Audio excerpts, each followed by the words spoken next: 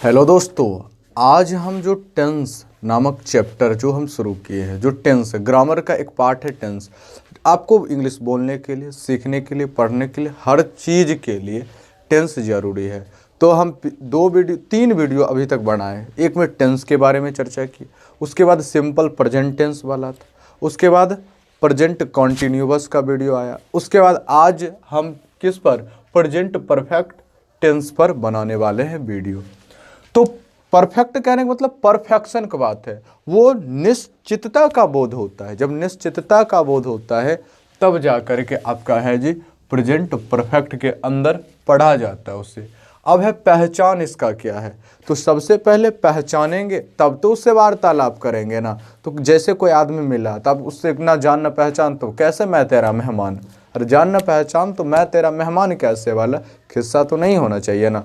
तो पहले पहचान बनानी है, तब जा कर के उससे दोस्ती का हाथ आगे बढ़ाना है। तो पहले पहचानना सीखते हैं।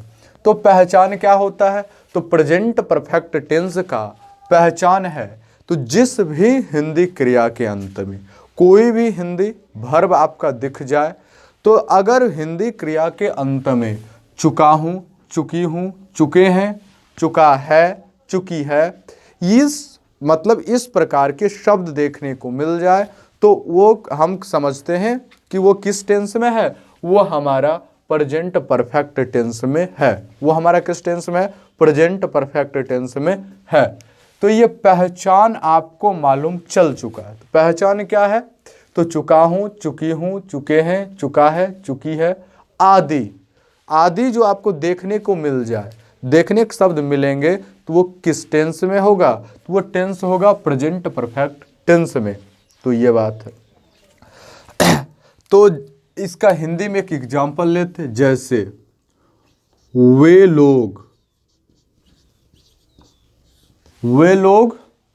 खेल चुके हैं, वे लोग खेल चुके हैं। अब देखिए हिंदी क्रिया के अंत में क्या है, हिंदी क्रिया यहां पर खेलना है, उसके अंत में क्या लगा है, चुके हैं।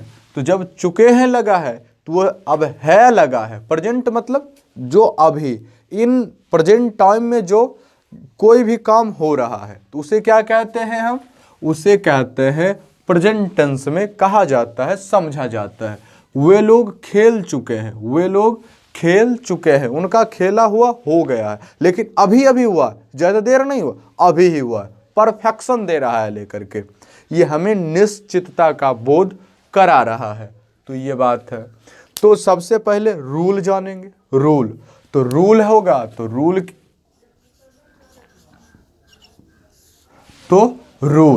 तो जितना रूल होगा सभी रूल के बारे में जानेंगे।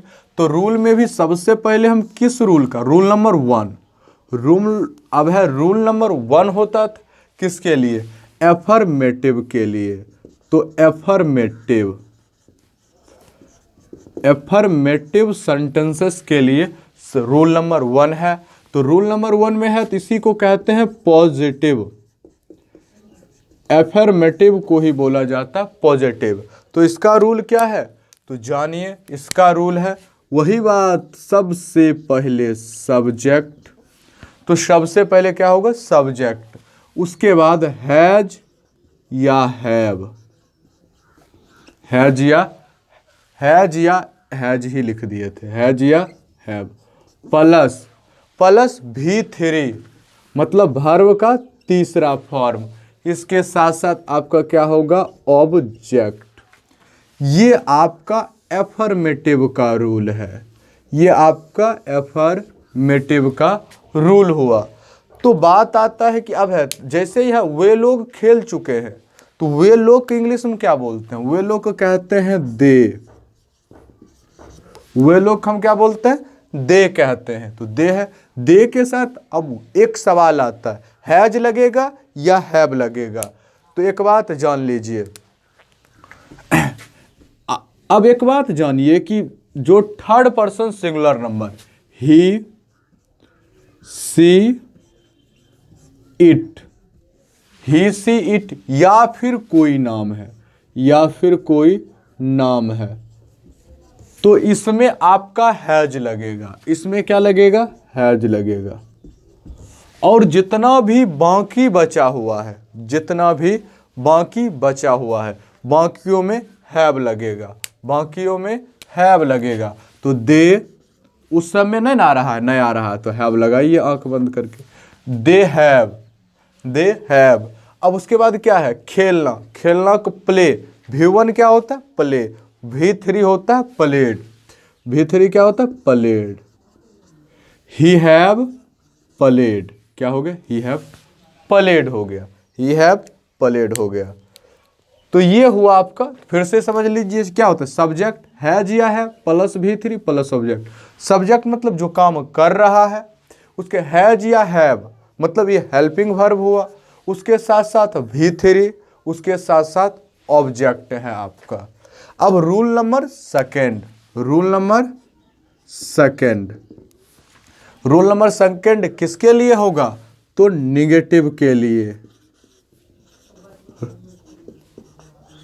रूल नंबर सेकेंड किसके लिए होगा, निगेटिव सेंटेंस के लिए। तो निगेटिव सेंटेंस के लिए रूल क्या है, वही सबसे पहले तो सब्जेक्ट रहेगा है, इसके साथ साथ हैज या हैव लगेगा है,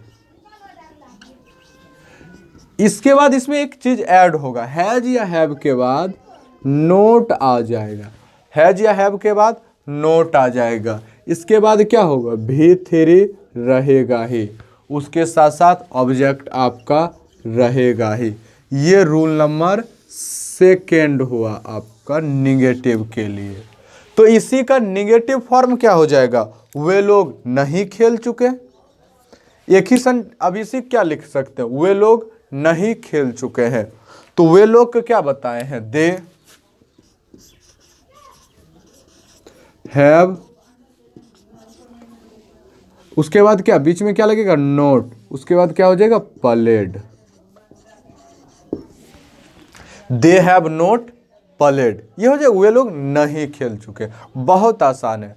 अब बहुत बार बोर्ड में पूछ क्या देता है, बोर्ड में कहता है कि मतलब जो आपका टेंस में है, तो आप कहेगा चेंज, अब चेंज करने के लिए कहेगा सिंपल प्रेजेंट में दे देगा, सिंपल प्रेजेंट में देगा, उसको कहेगा कि सिंपल परफेक्ट में बताइए। जैसे वे लोग खेलते हैं और वे लोग खेल चुके हैं, वे लोग खेलते हैं तो दे प्ले, और यहाँ पर अगर उसी को हमको कन्वर्ट करना है किस में, तो प्रेजेंट परफेक्ट में, तो क्या हो जाएगा, they have played, they have played. अगर निगेटिव टू निगेटिव तो निगेटिव टू निगेटिव, ये बात होता है आपका।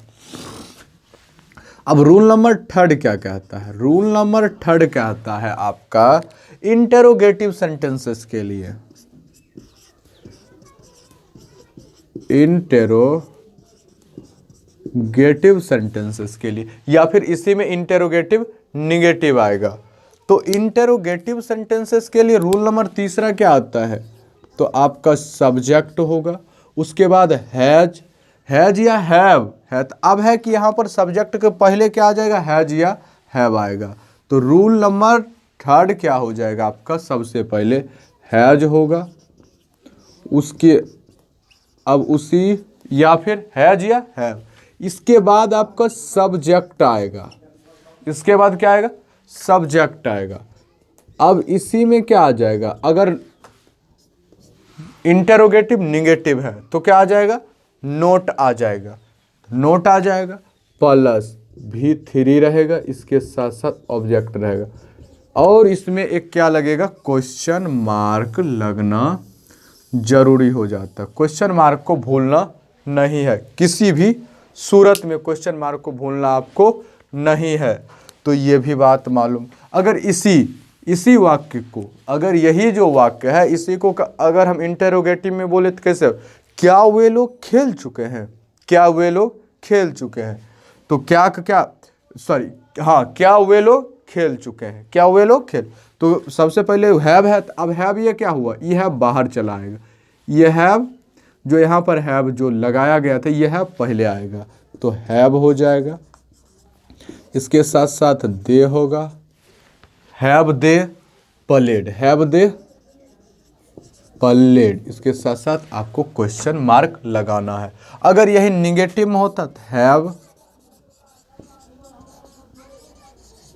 दे not played, have they not played हो जाता। तो एक और रूल बचा है, रूल नंबर 4 आपका। रूल नंबर 4 किस सेंटेंसेस के लिए होता है? तो रूल नंबर 4 होता है आपका WH वर्ड के लिए, WH वर्ड के लिए। तो WH वर्ड में W से शुरू होने वाला या फिर H से शुरू होने वाले वर्ड जो भी हैं उनके लिए। तो इसमें क्या है, इसमें सबसे पहले WH वर्ड ही आता है, WH वर्ड। इसके बाद हम लिखते हैं सब्जेक्ट, सब्जेक्ट नहीं लिखा जाता, इसके बाद हैज या हैव ही लिखा जाता। इसके बाद हैज या फिर हैव लिखा जाता है, हैज या हैव लिखा जाता है। साथ साथ तब सब्जेक्ट होगा, तब भी 3 होगा। अगर नोट लगा तब जाकर के नोट भी लगा देंगे। और इसके साथ साथ क्या होगा जी आपका, इसके साथ साथ आपका ऑब्जेक्ट हो जाएगा, इसके साथ साथ ऑब्जेक्ट हो जाएगा। तो ये रूल आपका है, ये रूल आपका है WH वर्ड के लिए। अब देखिए अगला, अब इसका एग्जाम्पल इसी को कैसे हम बनाएंगे, वे लोग क्यों खेल चुके हैं, वे लोग क्यों खेल चुके हैं, या फिर वे लोग कैसे खेल चुके हैं, वे लोग या फिर कितना खेल चुके हैं। तो कितना खेल चुके हैं, तो इसका क्या हो जाएगा, तो हाउ मेनी, कितना क्या होता है, how many,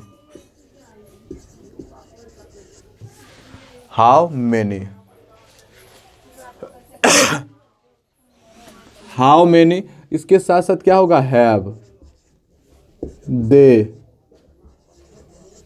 how many have they, आपका क्या हो जाएगा जी, played.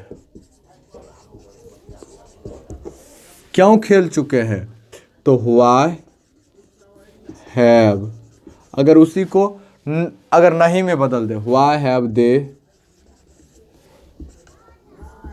Note played, why have they not played.